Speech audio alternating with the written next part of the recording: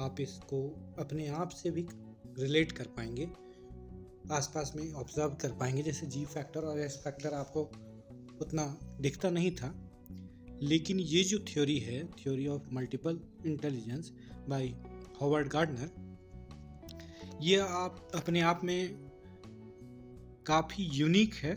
और नॉर्मल जो ट्रेडिशनल हमारा टेक्निक था इंटेलिजेंस मेजरमेंट का, that is reasoning and mathematical ability, इससे आगे बढ़कर इन्होंने ये इंटेलिजेंस की थ्योरी दी। हॉवर्ड गार्डनर जो थे वो एक अमेरिकन साइकोलॉजिस्ट थे, और उनका जो जन्म हुआ था वो पेंसिल्वेनिया में हुआ था 1943 में। काफ़ी यंग है, और इनकी सबसे बड़ी खासियत ये थी कि ये ऑटिस्टिक पेशेंट्स के साथ काम कर रहे थे, ऐसे पेशेंट्स जो ऑटिज्म के शिकार थे। तो वो लोग किसी एक पर्टिकुलर फील्ड में तो बड़े अच्छे होते थे, लेकिन उनकी कम्युनिकेशन स्किल्स काफ़ी ख़राब रहती थी, इंटरपर्सनल स्किल भी बेकार रहता था, वो कम्युनिकेट नहीं कर पाते थे। लेकिन उनमें देखा गया कि उनका मैथमेटिक्स काफ़ी अच्छा है, या फिर उनका जो म्यूजिकल एक्टिविटी है वो काफ़ी अच्छा है। तो इस प्रकार से उन्होंने अलग अलग फील्ड का स्टडी किया, और 8 तरह के उन्होंने इंटेलिजेंस के बारे में बताया, जो कि अब बढ़ के 9 हो गया है। सो यहाँ पे आप एक चार्ट देख सकते हैं, और ये चार्ट जो है ये आपको बताएगा कि लोग किस किस तरह के होते हैं। यहाँ पे देखिए, जैसे म्यूजिकल एक इंटेलिजेंस है, विजुअल स्पेशियल है, लिंग्विस्टिक है, लॉजिकल मैथमेटिकल है, बॉडीली काइनेस्थेटिक है, इंटरपर्सनल है, इंट्रापर्सनल है, एंड नेचुरलिस्टिक और एग्जिस्टेंशियल। इस तरह के 9 इंटेलिजेंस के बारे में उन्होंने बात की। सो एक एक करके हम इनको देखेंगे और अपने आप से एक रिलेशन को डेवलप करेंगे। जैसे पहला है म्यूजिकल या रिदमिक या हार्मोनिक इंटेलिजेंस। इस चीज़ को देखिए तो ये ऐसे कुछ दुनिया में लोग होते हैं जिनको म्यूजिक बड़ा अच्छे ढंग से समझ में आता है। मैथमेटिक्स में भले वो भोंदू हों, लेकिन म्यूजिक का जो टोन है, म्यूजिक का जो पैटर्न है, जो राग है, उसको बड़ी आसानी से समझ जाते हैं।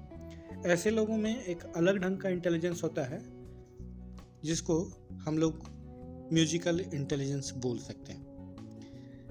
ऐसे लोग साउंड के रिदम को बड़े आसानी से पकड़ लेते हैं और उसको मॉड्यूलेट कर सकते हैं, यानी उसके साथ खेल सकते हैं। ऐसे लोग सॉन्ग्स को, जो मेलोडीज हैं, उनको याद कर सकते हैं, और काफ़ी अच्छा उनको अंडरस्टैंडिंग होता है म्यूजिकल स्ट्रक्चर का, जो रिदम्स चल रहे हैं उसका, और जो नोट्स हैं उनका। So they overall enjoy singing and playing musical instruments. तो ऐसे लोग जिनमें म्यूजिकल इंटेलिजेंस ज़्यादा है, वो लोग बाय करियर या तो म्यूजिशियन बनते हैं, या कंपोजर बनते हैं, या सिंगर बनते हैं, या म्यूजिक टीचर बनते हैं। तो नॉर्मल जो इंटेलिजेंस का जो डेफिनेशन था उससे काफ़ी आगे अपने इस थ्योरी को गार्डनर ले गए। आगे का जो दूसरा एक इंटेलिजेंस लेवल है वो उन्होंने दिया विजुअल स्पेशियल, मतलब जो देख के स्पेस को समझ सकता है। ऐसे लोग किसी भी चीज़ को विजुअलाइज करने में, मतलब कोई बच्चे को, किसी बच्चे को आप देखेंगे कि वो पिक्चर से बड़ा आसानी से समझ जाता है, या मैप बना देंगे तो उसको आसानी से समझ में आएगा, या वीडियो से ज़्यादा आसानी से समझ में आता है। तो वो बच्चा जो है वो विजुअल स्पेशियल इंटेलिजेंस में काफ़ी अच्छा है, और ऐसे बच्चे आर्किटेक्ट, इंजीनियर या आर्टिस्ट बनते हैं। ये लोग ड्राइंग को एंजॉय करते हैं, पेंटिंग को एंजॉय करते हैं, विजुअल आर्ट्स को एंजॉय करते हैं। तो बहुत सारे ऐसे लोगों को आपने देखा होगा जो ग्राफ, चार्ट या पिक्चर्स को बड़े अच्छे से इंटरप्रेट कर लेते हैं, और बहुत लोग नहीं कर पाते। बहुत लोग मैप को बड़े आसानी से समझ सकते हैं और बहुत लोग नहीं समझ सकते। तो उनमें जो इंटेलिजेंस का जो लेवल है वो विजुअल स्पेशियल है, और यदि वो ऐसे इंटेलिजेंस वाला लोग अगर आर्किटेक्ट बने या आर्टिस्ट बने या इंजीनियर बने तो काफ़ी अच्छा होता है। तो कितना इंटरेस्टिंग है कि इंटेलिजेंस का एक अलग ही डेफिनेशन इन्होंने बना दिया। So next is linguistic verbal intelligence. जब भी मैं इस टॉपिक की बात करता हूँ तो मुझे ओशो बड़ा सुटेबल एग्जाम्पल लगते हैं उनके, क्योंकि उनका जो लिंग्विस्टिक या वर्बल जो स्किल था वो काफ़ी अच्छा था। मतलब अगर एक बार आप उनको सुनने लगोगे तो मतलब एक एडिक्शन लग जाएगा। तो हम लोग उनको एडिक्शन बाबा भी कहते थे, एक समय ऐसा आया था। तो वो लोग वर्ड्स के साथ खेलते हैं। जो गुड स्टोरी टेलर्स रहते हैं या राइटर रहते हैं या लॉयर रहते हैं या टीचर रहते हैं, वो लोग हमेशा पढ़ना लिखना ये सब पसंद करते हैं, और इसी वजह से लोग उनसे कनेक्ट कर पाते हैं। वो लोग किसी भी इंफॉर्मेशन को बड़ी आसानी से याद कर लेंगे और उसके बाद उसको रिप्रोड्यूस कर लेंगे। मतलब जहाँ ज़रूरत है वहाँ पर उसका इस्तेमाल भी कर लेंगे।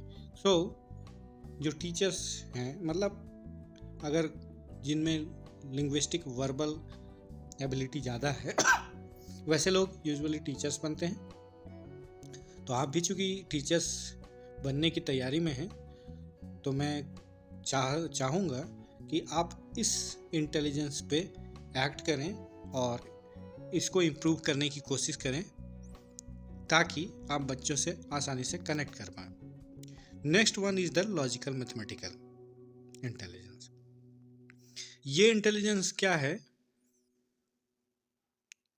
ऐसे लोग जो मैथमेटिक्स में काफ़ी अच्छे होते हैं, उन लोगों को प्रॉब्लम सॉल्विंग बड़ा अच्छा लगता है। वो हमेशा एक एक्सपेरिमेंट करते रहते हैं। कॉम्प्लेक्स कोई कंप्यूटेशन है, कोई कैलकुलेशन है तो उसको तुरंत वो लोग कर लेते हैं। कोई नंबर है,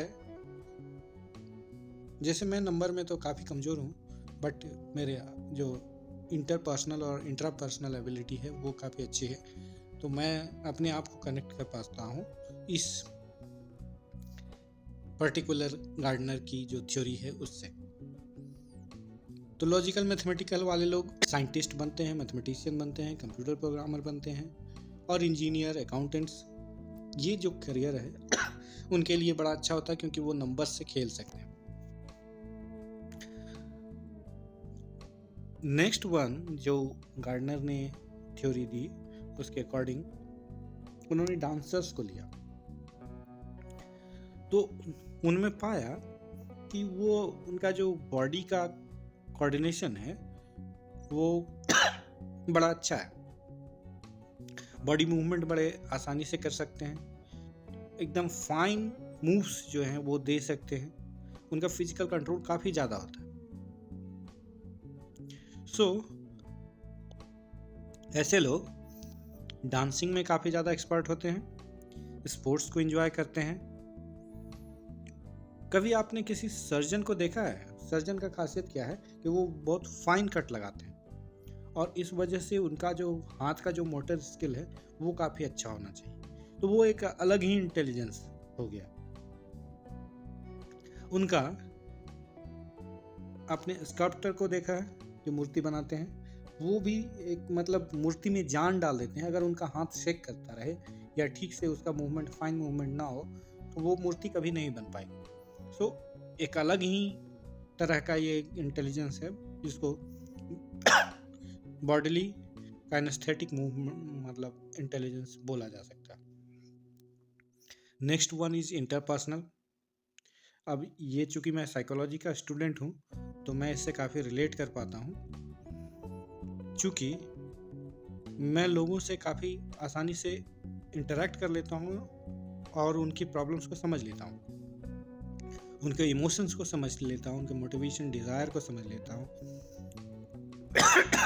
उनके इंटेंशंस को समझ लेता हूँ। सो अगर आपको एक साइकोलॉजिस्ट बनना है, एक काउंसलर बनना है, एक सेल्स पर्सन बनना है, एंड पॉलिटिशियंस मोस्ट इम्पॉर्टेंट, अगर पॉलिटिशियन बनना है तो भी आपकी जो इंटरपर्सनल स्किल है या इंटरपर्सनल इंटेलिजेंस है वो अच्छी होनी चाहिए, ताकि आप कोई भी प्रॉब्लम को आसानी से सॉल्व कर पाएँ, लोगों के साथ एक पॉजिटिव रिलेशन बना पाएँ, अगर कहीं कॉन्फ्लिक्ट है तो उसको सॉल्व कर पाएँ, नॉन वर्बल एबिलिटी आपकी ज़्यादा अच्छी होनी चाहिए। सो लोगों में इंटरपर्सनल स्किल अगर ज़्यादा है तो वो लोग politician, sales person, counsellor and even philosopher भी बन सकते हैं। सो इतना के बाद हम चलते हैं नेक्स्ट टॉपिक की, दैट इज इंट्रापर्सनल इंटेलिजेंस। अब इंट्रापर्सनल इंटेलिजेंस क्या है? देखो, साइकोलॉजिस्ट जो होते हैं ना, वो बड़े इंट्रोवर्ट टाइप के लोग होते हैं। वो लोग अपने इमोशनल स्टेट के बारे में अवेयर होते हैं, उनको क्या फील होता है उनको उसके बारे में अवेयर होते हैं। सो वो लोग हमेशा सेल्फ रिफ्लेक्शन या खुद का एनालिसिस करते रहते हैं, डे ड्रीमिंग करते हैं। तो ऐसे लोग जो बहुत ज़्यादा सोचते रहते हैं खुद ब खुद बैठ के, वो लोग काफ़ी सेल्फ अवेयर हो जाते हैं और उनका जो इंट्रापर्सनल इंटेलिजेंस है वो काफ़ी अच्छा हो जाता है। ऐसे लोग फिलोसोफर्स हो जाते हैं या राइटर्स या साइंटिस्ट हो जाते हैं अकेले बैठ के। सो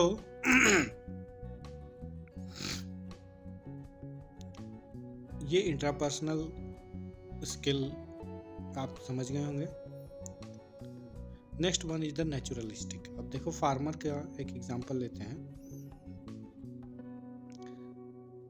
तो फार्मर का खासियत क्या होता है कि वो नेचर के साथ बड़ा कनेक्टेड होता है। मतलब आज वह कोई फसल लगा रहा है तो ये प्रेडिक्ट कर पाता है कि आगे क्या होने वाला है।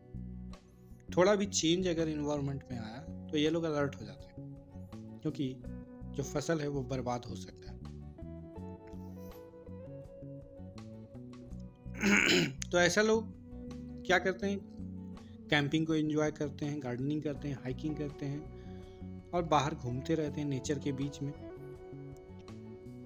ऐसे लोग में नेचुरलिस्टिक इंटेलिजेंस, मतलब नेचर से रिलेटेड जो लोग हैं उनमें नेचुरलिस्टिक इंटेलिजेंस ज़्यादा होगा। ऐसे लोग बायोलॉजिस्ट बनते हैं, कंजर्वेशनिस्ट बनते हैं, मतलब सॉइल का कंजर्वेशन करना हो या फॉरेस्ट का कंजर्वेशन करना हो। गार्डनिंग उनका एक प्रोफेशन बन जाता है। साथ ही साथ जो फार्मर्स होते हैं वो लोग भी बड़ा कनेक्टेड रहते हैं नेचर से। तो ये नेचर की बात हो गई। अगला जो इंटेलिजेंस उन्होंने दिया वो है एग्जिस्टेंशियल। ये बड़ा खतरनाक इंटेलिजेंस है और ये 9th टाइप ऑफ इंटेलिजेंस है। ये गार्डनर की ओरिजिनल थ्योरी में तो नहीं था, लेकिन उसे बाद में जोड़ दिया गया। कुछ लोग क्या होता है कि बड़े अजीब अजीब सवाल करने लगते हैं, जैसे मेरी जिंदगी का लक्ष्य क्या है, मेरा जो ये करंट एक्शन है वो आगे किस प्रकार का आउटकम देगा, जिंदगी क्या है, मौत क्या है। ये सब जो फालतू तरह का क्वेश्चंस रहता है, मतलब अपने एग्जिस्टेंस को जो लोग क्वेश्चन करते हैं वो एग्जिस्टेंशियल इंटेलिजेंस में हाई होते हैं। ऐसे लोग फिलोसोफर होते हैं, नहीं तो थियोलॉजियन होते हैं, मतलब आपको धर्म वरम के बारे में बताएंगे, जीवन का लक्ष्य, लाइफ को जीने का तरीका एटसेट्रा ये बताएंगे। तो आप देख सकते हैं कि ये जो अलग अलग टाइप के इंटेलिजेंसेस हैं वो अलग अलग करियर के लिए सूटेबल होते हैं। तो अगर आप अपने अंदर देखते हैं कि आपका इंटरपर्सनल एबिलिटी अच्छा है, then you must go for teaching. Otherwise अगर आप में म्यूजिकल इंटेलिजेंस ज़्यादा अच्छा है तो बेसिक आप सिंगर बनो, और एग्जिस्टेंशियल है तो आप बर्बाद ही हो, मतलब आप संन्यास ही धारण कर लो। सो ये तो हुई हावर्ड गार्डनर की थ्योरी, जो कि काफ़ी इंटरेस्टिंग भी है और काफ़ी रिलेशन को भी जनरेट करती है। सो आगे की थ्योरी में हम लोग ग्रुप फैक्टर थ्योरी देखेंगे by L Thurstone, triarchic theory of Robert Sternberg, उसके बाद रेमंड कैटल की थ्योरी देखेंगे, फिर जेपी गिल्फर्ड की और थॉर्नडाइक की मल्टीफैक्टर थ्योरी देखेंगे, और इस प्रकार से ये इंटेलिजेंस का टॉपिक ख़त्म हो जाएगा। तो आज के लिए इतना ही।